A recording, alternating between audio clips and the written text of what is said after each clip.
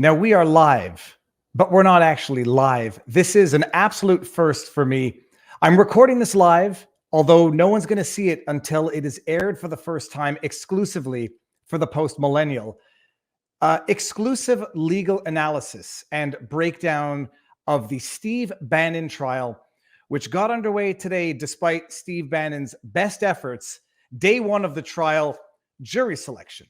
Now, before we get started, we need to situate ourselves as to who I am, how did I get here, and why are you watching me?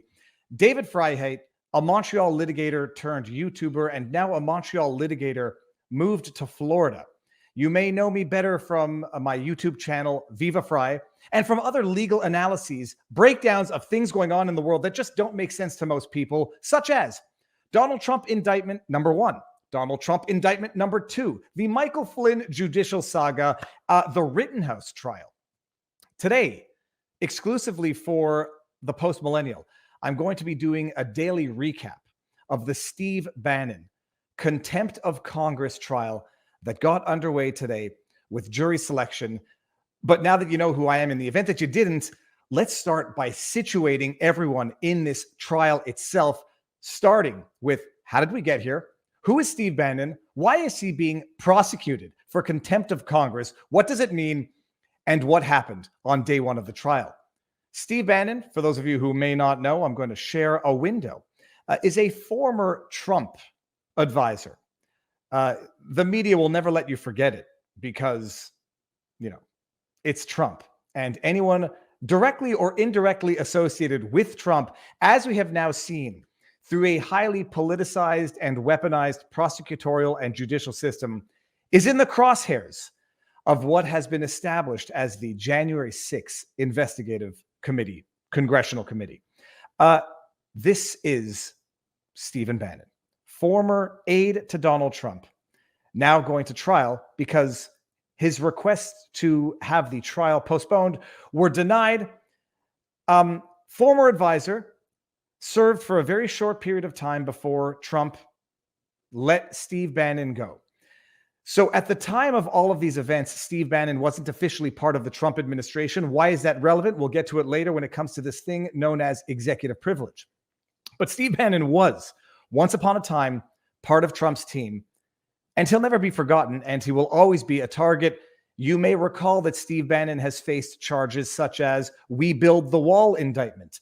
He received a pardon from Trump, and the politics being what it is, people have found a way to go after Steve Bannon yet again, this time for defying a congressional subpoena in the context of the committee that had been formed to investigate the events around the January 6th insurrection that never was, as confirmed by the FBI, who themselves came out and said scant evidence that the events of January 6th were coordinated, consisted of any form of insurrection. A violent protest, yes, we can probably all agree on that. An insurrection, only if you work for the likes of CNBC, MSNBC, CNN, and the list goes on. So we all know what happened on January 6th, a day that will go down in infamy. People stormed the Capitol. Some people stormed the Capitol. Others were let into the Capitol building by officers who opened the doors to them to attempt to block the certification of Joe Biden, the now president of the United States of America. They were seeking to protest what they felt was an unfair election, block the certification so that Joe Biden would actually not get certified as the president, and do, certain things that are permitted under the constitutional process to block or impede certification of a president that they felt was illegitimate. January 6th has been described as being on par with 9/11, with Pearl Harbor. And I will dare say that anybody who makes that comparison or that analogy is doing a great disservice to the actual atrocities that were 9/11 and Pearl Harbor. But politics being what it is, words have no meaning, events have no meaning, and you can just call everything the worst things, the worst names possible if you want to do it for the purposes of framing. January 6th is being treated probably more seriously and investigated more thoroughly than 9/11 itself, which shows you where the priorities of Congress are. But setting that aside, January 6th was the day that will live in infamy, an insurrection, an attack on the core of the Constitution itself, ironically enough, using certain mechanisms provided in the Constitution itself, but discussion for another day. It was an attack on democracy, and they need to get to the bottom of it. And so a congressional committee was formed to investigate the events of January 6th. This committee, the legitimacy of which is somewhat in question, somewhat questionable. There are people who feel that this committee is invalid on its face, and therefore any subpoenas they issue are invalid on their face. We'll get there as well. This committee was formed and established under House Resolution 503, which constituted this committee, an alleged bipartisan committee, to investigate the events. They call it, I believe the term they use in their resolution is an act of domestic terrorism to refer to the events of January 6th. And they use that word over and over and over again in that resolution, as though somehow that insidious misrepresentation of what occurred on January 6th will somehow become reality. But setting that aside, the committee forms. It empowers itself to investigate pretty much anything and everything directly or indirectly related to the events of that day, to understand how what happened that day could have happened. And under the powers of this committee that they have vested themselves with, Congress has the power to issue subpoenas, to compel witnesses to come and testify on that of which they know as detailed in the subpoena, so the congressional committee can investigate and get to the bottom of this. In the context of this investigation, the committee issues a subpoena to one Stephen K. Bannon.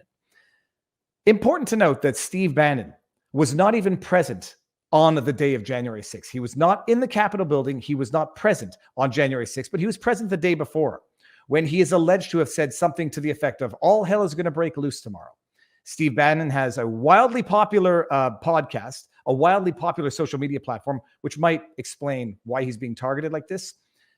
But he wasn't even there on January 6th. He made some statements on January 5th. He's wildly popular. And so the committee has decided, we're going to investigate Steve Bannon because he might have had something to do with how the events of January 6th unfolded. And therefore, it's within the purview of this committee that we've established and the powers that we have given ourselves to issue a subpoena to Steve Bannon.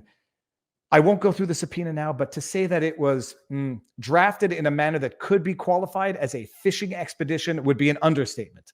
They basically said, we want to hear what you have to say as to how the things of January 6th could have occurred. And we want to ask you questions on everything and anything. We want to compel you to produce documents. Steve K. Bannon says, no, I benefit from something known as executive privilege. Because I was once upon a time part of the Trump administration, I cannot be compelled through the benefit that is executive privilege to disclose any communications that I have had with the executive branch. Steve Bannon also relying on old OLC memos, Office of Legal Counsel memos, as relates to what is known as the concept of executive privilege, believes that he's even further empowered to defy or not be compelled by the congressional subpoena because he benefits from executive immunity, executive privilege. Steve K. Bannon, through counsel, says not complying, does not comply, does not show up to testify on the date he was purportedly compelled to show up to testify on, does not produce the documents requested in this congressional subpoena, and he is, in fact, indicted on contempt of Congress. Indicted on contempt of Congress. People have to appreciate how exceedingly rare this is. He's indicted on contempt of Congress on two charges. Two charges, one of which was failing to appear as required under the subpoena, and the other one was failing to produce documents as required by the subpoena. As we can see here, count 1, 2 U.S.C. section 192, contempt of Congress testimony. Count 2, 2 U.S.C. section 192, contempt of Congress papers. He did not provide the papers. He did not provide his body. He didn't even show up to plead the fifth. He says, I've got executive privilege. You can't compel me. And he raises a number of other arguments. Also, it's an invalidly formed committee, and therefore any subpoena they've issued is invalid on his face. We'll get there. But he doesn't show up. Gets indicted. There is crime running rampant in certain cities across America. Arguably other bigger fish to fry, but no, the Department of Justice proudly on the website proclaims a grand jury has indicted Steve K. Bannon on 2 counts, one for failing to provide testimony, one for failing to provide the papers requested. Okay. His trial is scheduled, and is scheduled for this week. Leading up to this trial, we have all heard of this. Some people call it kangaroo court. Other people call it kabuki theater. And other people call it outright political witch hunts. That is the January 6th committee. They have started holding live hearings. The January 6th committee launched live hearings after 500 days of investigation to parade around the new evidence that they've discovered over the last 500 days. Prime time, Thursday night, 8 o'clock, was their first public hearing. I don't even want to call it a kangaroo court because it would be an insult to marsupials. Kangaroos are actually cute and have delicious meat for anybody who's interested. High protein, low fat. And I don't want to call it a court because it's an absolute joke. There's nothing legal about the proceedings. There's nothing legal about the hearings. It's pure political theater. It's not a court because despite the fact that this committee is called bipartisan, there's nothing bipartisan about it. The bipartisan aspect of this committee consists of Liz Cheney and Adam Kinzinger, 2 Republicans who were handpicked and appointed by Nancy Pelosi. So there's nothing bipartisan about this committee. There's nothing courtish about these hearings. It's pure theater, scripted theater in the most literal sense, as in they've edited together their video evidence. They've prepared their witnesses who do not get cross-examined, and they present this at prime time to the people as though it's bona fide committee hearings, a thorough investigative process. At the time when Steve Bannon is scheduled to go to trial, these hearings start in the weeks leading up to it. In the week leading up to Stephen Bannon's trial, hearings continue. And Steve Bannon is like, the celebrity of these hearings. He's one of the biggest names that continually comes up in the context of these hearings, which are broadcast live, broadcast to the public in the week leading up to Bannon's trial, where day one consists of jury selection. Not only are these committee hearings conveniently scheduled in the weeks leading up to Bannon's trial, CNN, the government lapdog propagandists that they are, sorry to use terminology which might be hyperbolic or inflammatory, they decide Sunday afternoon is the prime time to run what can only be described as a hit piece on Steve Bannon on the literal eve of his trial. Steve Bannon, knowing all of this, knowing that this is arguably, but not arguably, highly prejudicial to his ability to get a fair trial in DC, no less, asks to delay the trial on a number of bases, on a number of occasions. On the one hand, asks to delay the trial because, perhaps most importantly, ever since these contempt proceedings were initiated, the indictment levied, most recently, Trump waived whatever executive privilege he told Bannon had, or whatever executive privilege Bannon thought he had. And Bannon says, I'll testify now. These contempt proceedings, this indictment becomes academic, it becomes moot. As we say in French, it becomes sans objet. There's no longer any object to the contempt because I'm ready to comply. Not good enough. The court does not delay the trial, and Congress is apparently not sufficiently happy with Bannon's public statement to the effect that he will now testify. Whatever executive privilege he thought he benefited from, it's been waived. He's ready to testify. Not good enough for Congress. They want to go after him. They want to get blood from a turnip. And the judge says, no, we're not delaying the trial for that reason. Trial proceeds. Bannon, after having asked for $5 from somebody, says, I'm going to ask for $50 now, asks a second time, judge, delay the trial because of the prejudicial effect that this publicity from the hit piece on CNN is going to have on me and my ability to get a fair jury. The congressional hearings are prejudicial. Delay the trial for that. Judge, who is a Trump appointee, says, nope, no delay. You're going to trial. Not only has this judge not delayed the trial for reasons which I think are good reasons, but ultimately would not have had any impact on Bannon's ability to get a fair trial in DC, given demographics, which we're going to get to. Not only did the judge not delay the trial, but earlier on, the judge has basically stripped and deprived Bannon of any and all of his defenses in law. Bannon's defenses to the contempt of Congress, there are several of them. They are legal in nature and not questions of fact to be submitted to a jury. Bannon argues, first of all, this committee is unlawfully formed. It consists of only 9 members, not 13, 5 of which were supposed to be appointed by the Republicans, but were not. Nancy Pelosi then self-appointed 2 of the Republicans to make this bipartisan. It doesn't meet the quorum or the threshold required. It says it shall be consisting of 13 members, not may be consisting of 13 members. And the bipartisan aspect of this was not bipartisan. It was purely partisan picks from Nancy Pelosi. Bannon says the committee is unlawful, illegitimate to begin with. Therefore, no subpoena can be compelling. Therefore, I cannot be in contempt of any subpoena, which was not lawfully issued. He says I'm entitled to executive privilege. I'm entitled also to rely on a memo from the Office of Legal Counsel dating back about executive privilege. The judge says no. These are not questions or defenses that are going to be submitted to the jury. You cannot plead them because, my understanding, they're pure questions of law and not questions of fact for a jury to adjudicate on. Even in a jury trial, the judge is the trier of evidence. The jury is the trier of fact. And the judge says, no, these are legal arguments. There's precedent to the effect that you do not get to rely on professional reliance, old memos, and the committee, according to a prior judgment, has been allowed to continue its investigation, and therefore you cannot claim the committee was unlawfully formed and therefore the subpoena invalid. So the judge has effectively stripped Bannon of any meaningful legal defense, has not allowed the trial to be delayed, given what can arguably be seen as prejudicial effect in selecting unbiased jury selection, and the trial has been ordered to proceed today, as it did on day one. Day one consisting of jury selection in DC.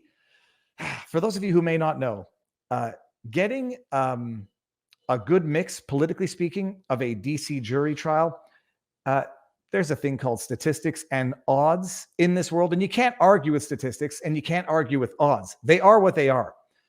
Washington, D.C. as a district, from my understanding, is like 92 plus 95% Democrat and staunchly Democrat. So you can know that if you even had your selection from 100 members of the general public of Washington, D.C., 95 of them are going to be Democrat Hillary Clinton supporters, or now Joe Biden supporters, but maybe not Joe Biden, just Democrat supporters. So you know right off the bat, whether or not you're getting a fair trial, whether or not you're getting a trial by a jury of your peers, you know, politically, demographically speaking, the chances are 95% you're going to end up with 9.5 of 10 jury members who are Democrats. So much so, by the way, just to open a slight parenthesis, we've all heard of this guy named Michael Sussman, attorney for the DNC, attorney for Hillary Clinton, computer specialist guy, attorney. He also was recently indicted on charges of having lied to the FBI in the context of him having met with the FBI to provide to the FBI a totally phony, fabricated, bogus dossier showing that Trump had back-end channels to a Russian bank and that the FBI should investigate. The dossier was so ridiculous that even the FBI said this looks like it was written by someone who has issues. Michael Sussman was also known to the FBI as being the attorney for the DNC and Hillary Clinton, because during that prior hack into the DNC, Sussman was the attorney of record dealing with the FBI and CIA and intelligence. Okay. Sussman was indicted on having made a false statement to the FBI in the context of an investigation because he allegedly lied when he met with the FBI and provided them with this phony dossier showing Trump allegedly was working with the Russians. When asked if he was there for and on behalf of a client, Sussman said no. Unfortunately, Sussman also billed that client, that being Hillary Clinton and or the DNC, for the meeting with the FBI to provide them that fake dossier so that they should investigate Donald Trump and alleged fabricated ties to Russia. Lied to the FBI's face. They said, "Are you here for and on behalf of a client?" Sussman said no, and then went home and, for whatever the reason, billed the Hillary Clinton campaign or Hillary Clinton herself for that meeting with the FBI.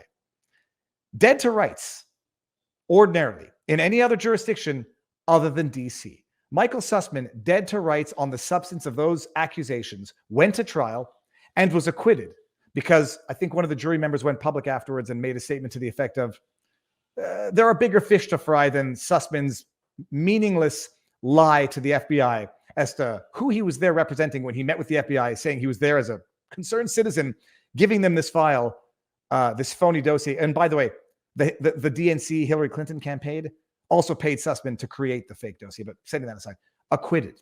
Because DC and partisan politics is what it is. You can be guilty and dead to rights. And if you're politically aligned, you'll get acquitted in DC, which doesn't leave much hope for Bannon, who's public enemy number one, politically speaking, now going into a jurisdiction where politically aligned, guilty as sin, acquitted, politically not aligned, probably guilty, just by nature of what contempt of a congressional subpoena means. Good luck finding a jury that might acquit Steve Bannon. You know darn well how it's going to go, and the jury selection started today, and no surprises. It's in federal court, so the hearing is not publicly broadcast like with Rittenhouse, like with Johnny Depp.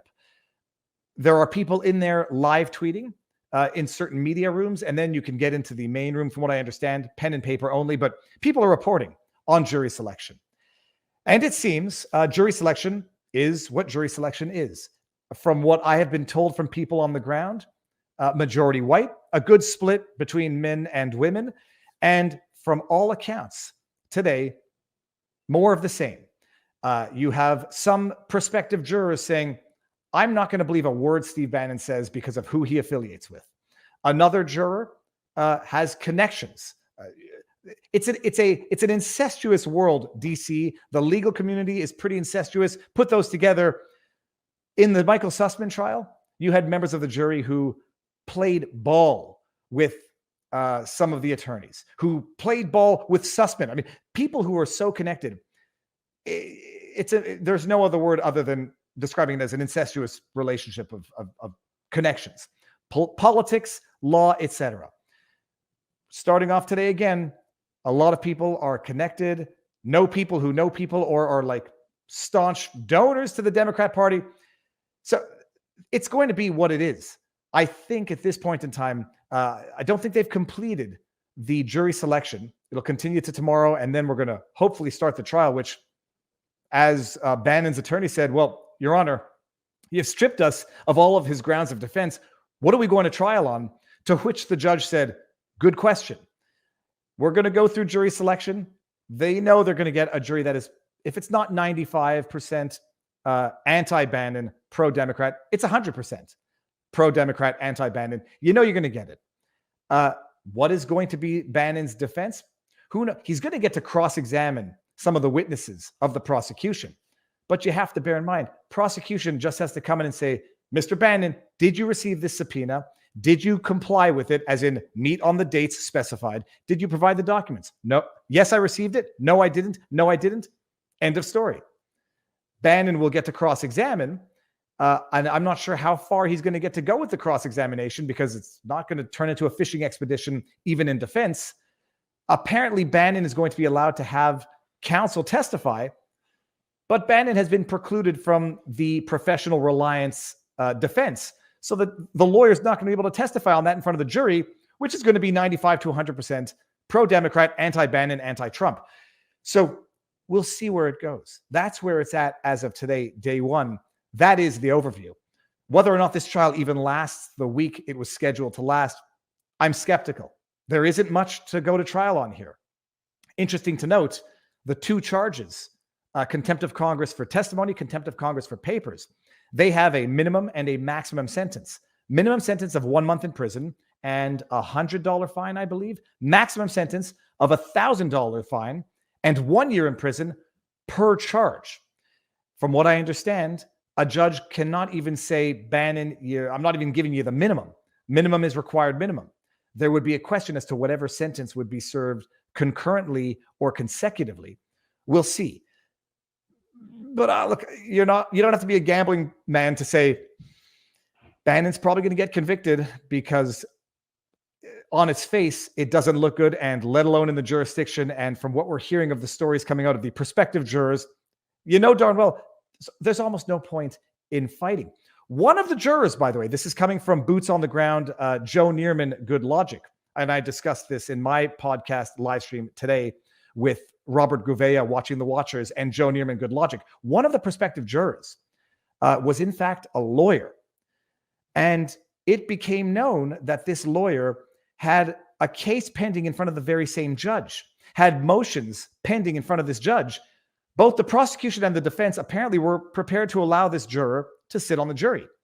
My theory is maybe as a lawyer, the lawyer would understand the law a little bit. But at one point, the judge then raises these issues and says, look, I thought you guys were going to strike this guy. I'm going to raise this sua sponte.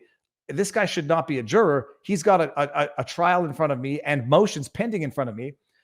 And I'm thinking, like, how did it even get to the point where the judge didn't raise that right off the bat to disqualify this prospective juror? Like I say, I'm a Canadian lawyer and I only did commercial litigation. I studied criminal law. I know how it works. And I've had some meaningful now acquisition of knowledge over the life of my YouTube channel. But I don't know how both parties said yes. And it was only after both parties said yes that the judge raised the fact that this prospective juror has a trial or motions pending in front of this very judge. But that is the nature of what's going on right now. At some point, it becomes almost meaningless or illusory to strike jurors, because you're striking the juror with someone who you know is going to be probably just as politically motivated. But at the end of the day, this case, now that Bannon's defenses have been effectively deprived to him, there's not much for a jury to hear here. Did you receive the subpoena? Did you comply with it? Yes and no. There's not much for a jury to decide. So we'll see where it goes. We'll see if there's any other drama on the jury selection side. And other than that, I will be doing another exclusive summary analysis for the Post Millennial after day 2, after day 3. And if this goes 5 days, you'll have 5 days of Viva. But I'm predicting this trial ends early. I'm predicting it ends in a conviction. And I predict that it has to end with jail time if there's a conviction, because minimum sentencing for these 2 charges. Bannon is probably going to be going to jail for a month or 2 so that they can prove a point, so that this committee can terrorize anybody who receives one of these congressional subpoenas.